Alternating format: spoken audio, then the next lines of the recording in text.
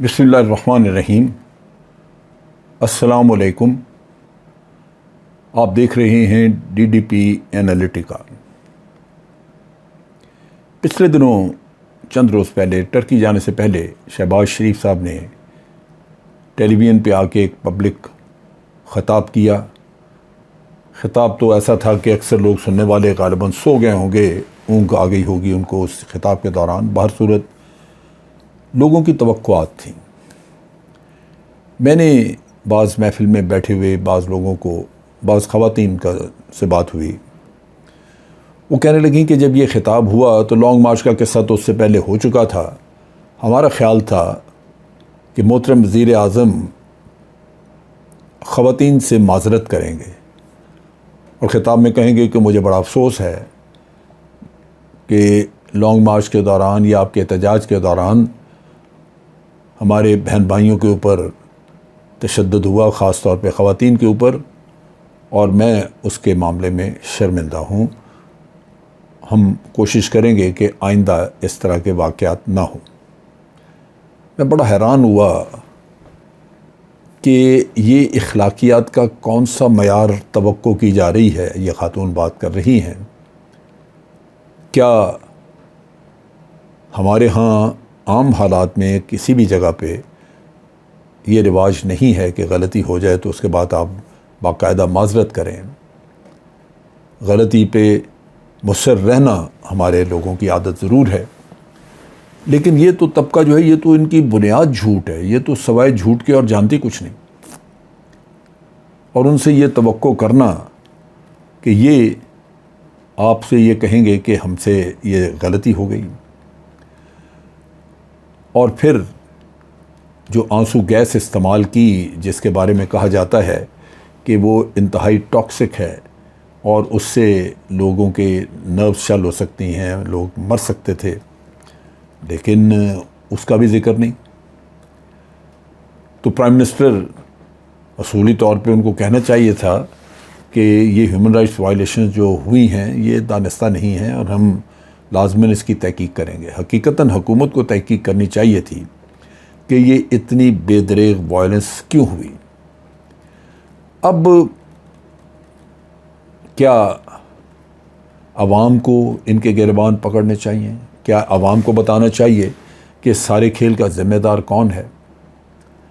ये इंतहाई शर्मनाक सिचुएशन है जहाँ हमारी तवक्कुआत बड़ी महज़्ज़ब किस्म की और महज़बाना तवक्कुआत हैं, लेकिन जिनसे वास्ता पड़ा है उनमें तहज़ीब याफ्ता या तहज़ीब व तमद्दन वाली बात नहीं है। अब चीज़ यह है कि इस वक्त जो हुक्मरान हमारे मौजूद हैं, जो सियासी क़यादत है, ये तो एक कौमी नुक्ता निगाह से हम देखें तो कौमी मामलात के मामले में तो यह अजनबियों जैसा रवैया है इनका, कि जैसे आपके ऊपर धौंस, धमकी, अपने मफादात, कब्ज़ा और एक ऐसी जहनीत का आप देख लीजिए कि मुज़ाहरा किया गया या किया जाता है अमूमन, जहाँ लफ्ज़ी तो बहुत कुछ है कि अवाम भूखे ना मरें, ये नहीं, लेकिन उसका फ़िज़िकली या एक्चुअली फैक्चुअली आप कह लीजिए उसकी इम्प्लीमेंटेशन नहीं है। वो कहीं भी लागू होती वो ख्वाहिश नज़र नहीं आती। कितनी मज़ाक के इस बात है कि शहबाज शरीफ साहब ने कहा कि मुझे अगर अपने कपड़े भी बेचने पड़े तो मैं आपको आटा सस्ता लेके दूंगा। आपके कपड़े बड़े कीमती होंगे, लेकिन पूरी कौम को आटा सस्ता उससे नहीं मिल सकता। आप ये क्यों नहीं कहते कि मैं ऐसे इक़दामात उठाऊंगा जहां आटा जो है वो उसकी नाजायज़ उसको गोदामों में नहीं रखा जाएगा, बाहर पब्लिक में लाया जाएगा, बेचा जाएगा। चीनी का स्कैंडल फिर हो सकता है। जब इमरान खान की हुकूमत थी और ये चीनी का किस्सा खड़ा हुआ तो ये हर वक्त तहकीकात का मुतालबा करते थे, और जब तहकीकात हुई तो ख़ुद चूँकि इमरान के अपने साथी जो बड़े करीबी थे वो उसमें किसी हद तक मुलव्वस है, बाकी तो ये ख़ुद मुलव्वस थे। शुगर मिलें जरदारी की हैं, शुगर मिलें शरीफ फैमिली की हैं, खुसरो मुख्तियार की हैं या फिर जहांगीर तरीन वगैरह इन लोगों की थी। और जब इनकी तहकीकात होने लगी तो ख़ुद खान की अपनी पार्टी में से वो टोला निकल आया जो आज यतीमों की तरह फिर रहा है। डी सीट भी वो हो गए, वजारतों के ख्वाब देखे थे उन लोगों ने जिन्हें जहांगीर तरीन ग्रुप कहते हैं। वो जलील व ख़ार हो के तो डी सीट भी हो गए, अपनी असम्बली की सीटें भी गवा बैठे। और उस वक़्त जहांगीर तरीन का करप्शन के मामले में साथ दिया। लेकिन हर वक्त हम सुनते थे PMLN से कि जहांगीर तरीन चीनी चोर है, उसके ख़िलाफ़ कुछ नहीं किया उन्होंने, हालांकि चीनी चोर ये सारे हैं। अब उसका नाम नहीं लेंगे, अब तहकीक नहीं होगी, इस वजह से कि जहांगीर तरीन इनके साथ मिल गया था। वो अलग बात है कि कुदरत ने उनके मुकद्दर में ज़िल्लत लिखी थी और आज वो दरबदर हैं कि डी सीट हो चुके हैं, लेकिन हैं तो इनके हमारे इनके सपोर्टर हैं। तो खलूस या अवाम का दुख ज़बानी कहने को ज़रूर है, लेकिन हकीकतन कहीं नहीं है। चुनाचे ये वो शिकारियों का जत्था है जो पाकिस्तान के अवाम का शिकार करता है, और इन्होंने हमें अपने कामों की वजह से एक कौम बनने नहीं दिया, क्योंकि इन्होंने अपने अपने मफादात के लिए 18वीं तरमीम जैसे हुई सुबाइयत फैला दी उसने। सो हम मुख्तलिफ़ तालीमी निज़ाम लेके बैठे हुए हैं, सिंध में कोई और निज़ाम है, कहीं और, ज़हनियत ही हम लोगों की सुबाइयत की तरफ लेके जा रहे हैं। 18वीं तरमीम के बाद मरकज़ कमज़ोर हो गया, आप इन सूबों को पूछ ही नहीं सकते। नतीजा ये कि पता नहीं हम कितने तालीमी निज़ाम और कितने तबक़ात और कितनी ज़बानें और कितने सूबे लेके बैठे हुए हैं, कौम नहीं बन सके और नहीं बनने नहीं दे रहे ये लोग। इन्होंने इतना नुकसान किया है और हमेशा उसको अगर आप मवाजना करें, 1947 में क्या हालात थे, महाजर आए 1 करोड़ से ज़्यादा, वो कहीं से लोग निकल के आए को कहीं, उसके बावजूद महीने 2 महीने के अंदर सब लोग एक कौम बन गए, एक दूसरे का ख्याल करते थे। आज हम बटे पड़े हैं, सुबाइयत और लसानियत हमें दे बैठी, फ़िरक़ावारियत दे बैठी, इन लोगों के अपने मफादात की वजह से। फिर आप देखें कि कोई दुनिया का मुल्क ऐसा नहीं है जहाँ पे कि एक मरात याफ्ता तबका हो, एक अमीर तबका और असर रसूख वाला तबका, जिसके लिए कानून बिल्कुल वो बेकार हो, कानून उस पर अमल ही ना करता हो, यानी दूसरे लफ्ज़ों में कानून लागू ही ना हो। आप देख लें। और कभी ये दुनिया में आपने देखा है कि जो करप्शन में जो मुलव्वस हैं लोग, जिन्होंने नैब के अंदर केस भुगतने हैं, नैब में जवाब, वो नैब के कानून बना रहे हैं बैठ के। चोर को आप चोरी पकड़ना और चोरी के ऊपर सज़ा देने के ऊपर उसको कहें कि अब तुम बना के दो कानून, तो अपनी ज़ात को तो कभी नहीं फंसाएगा। सो आप ये भी देख लें कि ये तबका हमारे यहाँ एक इतनी बड़ी तफरीक है कि एक तबका वो है जो कि मरात याफ्ता है, जिसके ऊपर कानून लागू नहीं, ज़मानतों पे हैं, वज़ीर आज़म है, हुक्मरान है, लेकिन दूसरा तबका वो है जो कि बहुत ही मामूली बातों पे भी, आप अगले दिन देख लीजिए कि पंजाब के किसी शहर में एक खातून ने चाय की पत्ती का पैकेट ले लिया होगा, उसको दुकानदारों ने पकड़ के उसके हाथ बांध के गलियों में उसको फिराया और पुलिस के हवाले करने गए।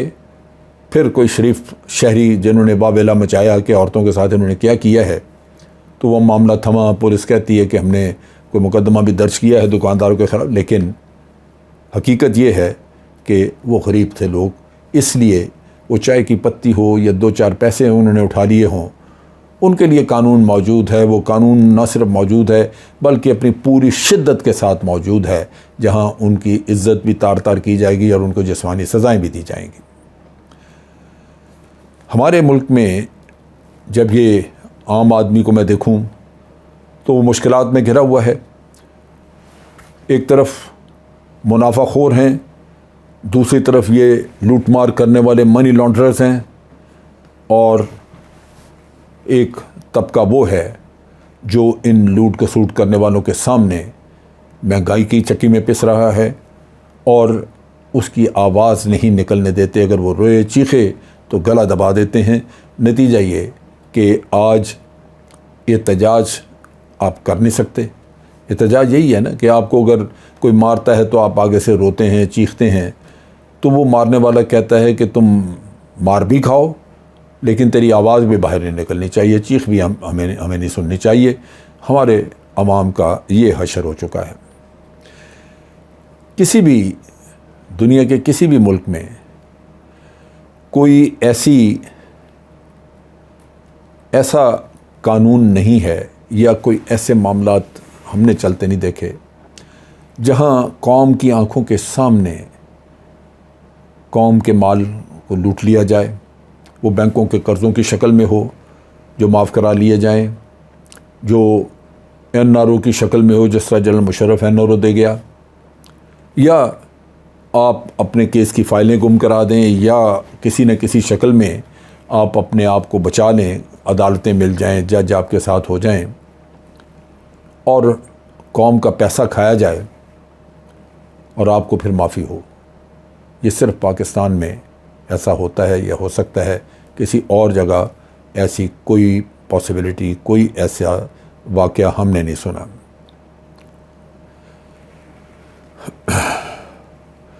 अब अवाम जब उनसे बात होती है, मेरे पास कल भी कुछ लोग आए हुए थे, तो मैंने कहा कि जब तक अवाम अपने हक़ के लिए नहीं उठते ये मामला इसी तरह चलेंगे। तो उनका कहना था कि अवाम में लीडर कोई नहीं, कोई तो शख्स अवाम की उंगली पकड़े, उनको लेके आए, फिर अवाम भी कुछ कर लेंगे। लेकिन वो उंगली कौन पकड़े? इस पूरे गले सड़े निज़ाम में जो कि हर तरफ आपको वो कब्ज़ा ग्रुप नज़र आता है, हक मारने वाले नज़र आते हैं, आप उनके अंदर घेरे पड़े हैं, तो कहते रिजाल है कि आपके पास लीडर नहीं है। इमरान खान एक लीडर जिसके अंदर नीयत के नुक्ता निगाह से मैं देखूं तो नीयत साफ़, ख़ुद करप्ट नहीं है, ईमानदार है और चाहता है, हकीकी तौर पे हकीकतन चाहता है कि वो अपने मुल्क की खिदमत करे और यहाँ पे गुर्बत दूर करे, करप्शन दूर करे, ताकि आवाम की ज़िंदगी वो बेहतर इकॉनमी के साथ साथ आम ज़िंदगी भी बेहतर हो सके।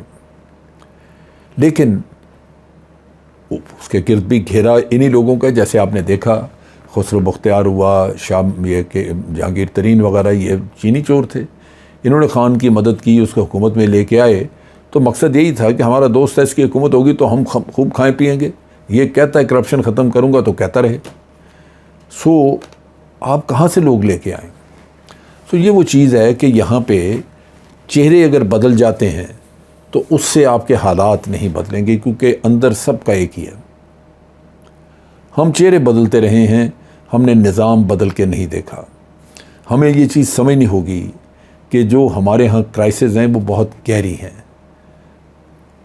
हमने किसी भी वक्त पे मेरिट को नहीं अपनाया। जो लोग लायक थे, जो इम्तहानों में फ़र्स्ट आए, हमने उनसे फ़ायदा नहीं, इस्तिफ़ादा नहीं किया। हमने तो अपने घर के बच्चे ला के उनको बिठाना शुरू किया।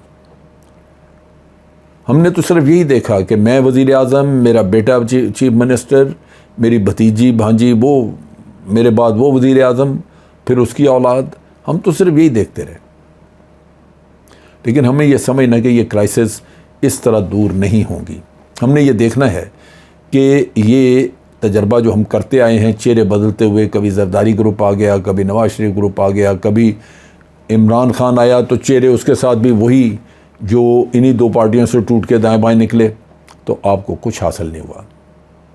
हम पहले ही माशी तबाही के दहाने पे खड़े हैं। और आप खलूस देख लें अपने लीडर्स का, उनको कोई तरस नहीं है, कोई रहम नहीं है, कोई मुल्क के साथ वो हमदर्दी नहीं है। वो अपने अल्ले तल्लों में लगे हुए फिर रहे हैं। तो इन हालात में क्या चेहरे बदलने से मामला ठीक हो जाएंगे? क्या ये मुल्क सुधर जाएगा? ये नहीं सुधरेगा। क्यों? कि हम इस मुल्क को सुधारने की तवक्को उन लोगों से कर रहे हैं जो खुद मसला है, मसले का हल उनसे मांग रहे हैं जो खुद मसला तो वो खुद हैं। यही तो वो लोग हैं जिन्होंने ये मसाइल पैदा कर दिए, और हम उन्हीं से बार बार वो अपने अल्फाज बदल के नई कहानी, नई तकरीर लेके आ जाते हैं, और हम समझते हैं कि इनसे अब ये हमारे लिए कुछ बेहतरी कर जाएंगे। कभी ख़ुद जो मसला पैदा करने वाला आदमी है वो मसला पैदा कर रहा है, वो मसले का हल तो नहीं दे रहा आपको। अब यहाँ पे एक पढ़ी लिखी क्लास मौजूद है, हमारे बच्चे पढ़े लिखे, बहुत पढ़े लिखे बच्चे हैं, बाहर से पढ़ के आए हुए हैं। उनको ये पॉलिटिकल पार्टीज़ कभी अपने करीब नहीं आने देंगी, कभी उनको टिकट नहीं मिलेगी, कभी मेरिट जो उनके लिए उनका हक दिलाता, जिसकी वजह से उनका हक होता कि वो आगे आएँ, वो मेरिट नहीं आएगा, मेरिट को इस्तेमाल नहीं किया जाएगा, लिहाजा उनको वो हक नहीं मिलेगा। तो इसलिए ज़रूरत इस बात की है कि हम अपने मुल्क का बेहतर फ्यूचर, बेहतर हालात लाने के लिए इन चेहरों से तवक्कुआत छोड़ दें। इन्होंने तो मसाइल पैदा किए हैं, ये हल नहीं देंगे आपको। हमें कुछ नए चेहरे ढूंढने हैं, हमें कुछ निज़ाम की तब्दीली की तरफ जाना है, हमने मेरिट को लागू करना है, हमने ये मुतालबा करना है कि जो हक जिसका बनता है, जो मेरिट के लिए, मेरिट की वजह से जो हकदार है उसको हक दिया जाए। हम खुद जाके MNA MPs के पीछे पहुँचे नहीं कि मेरे बच्चे को जॉब दे दो, वो बेशक हकदार ना है, नहीं है तो तब भी कोई बात नहीं, उसको मिलना चाहिए। तो ये अगर मुल्क को आपने एक सही रास्ते पे लाना है, मुल्क को बचाना है, तो मेरिट को लागू करना है, निज़ाम को तब्दील करना है, और चेहरे तब्दील नहीं करने, हमने लीडर नए लेके आने हैं। आज के लिए इतना ही। अफ़वाज पाकिस्तान जिंदाबाद, पाकिस्तान पाइंदाबाद।